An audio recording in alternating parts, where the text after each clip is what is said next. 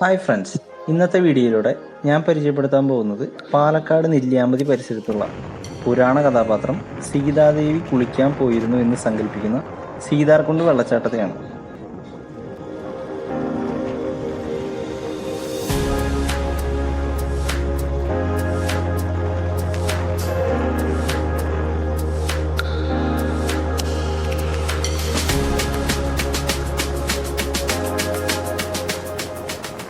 കാടിൻ്റെ ഒരു ശാന്തമായ ഭീകരത ശരിക്കും ഞങ്ങൾ ആസ്വദിച്ചു.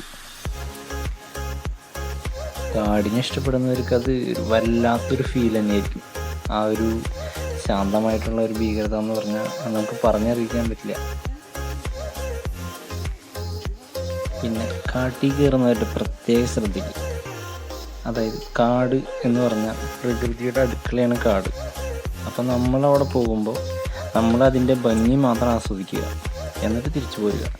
കാടിനെ ഒരു രീതിയിലും നമ്മൾ ഉപദ്രവിക്കാൻ പാടില്ല. പ്രത്യേകിച്ച് ഇപ്പം നമ്മൾ എന്തെങ്കിലും വേസ്റ്റൊക്കെ കൊണ്ടുപോകണമെങ്കിൽ അവിടെ നിക്ഷേപിച്ചിട്ട് വരിക, അത് ശരിയായിട്ടുള്ളൊരു കാര്യമല്ല.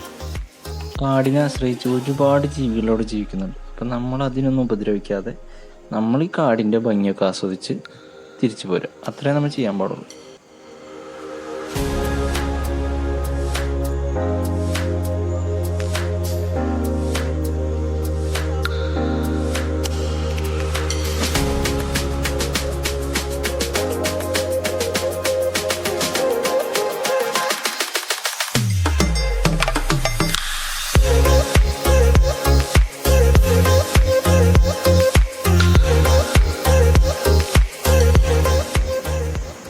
ഇതിനു മുന്നേ വന്ന ആരോ ചെയ്തു വെച്ചൊരു കലാവിരുതാണത്.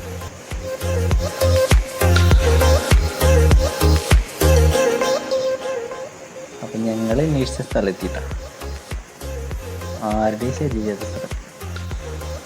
കാനന ഭംഗി ആസ്വദിച്ച് ഒരു നീരാട്ട്, ഫ്രഷ് വാട്ടർ, ഒടുക്കത്തെ തണുപ്പായിരുന്നു. മനസ്സും ശരീരമൊക്കെ ഒരുപോലെ തണുത്തു ആ വെള്ളത്തിൽ കുളിച്ചിട്ട്. ഒരു പറഞ്ഞറിയിക്കാൻ പറ്റാത്തൊരു ഫീലായിരുന്നു.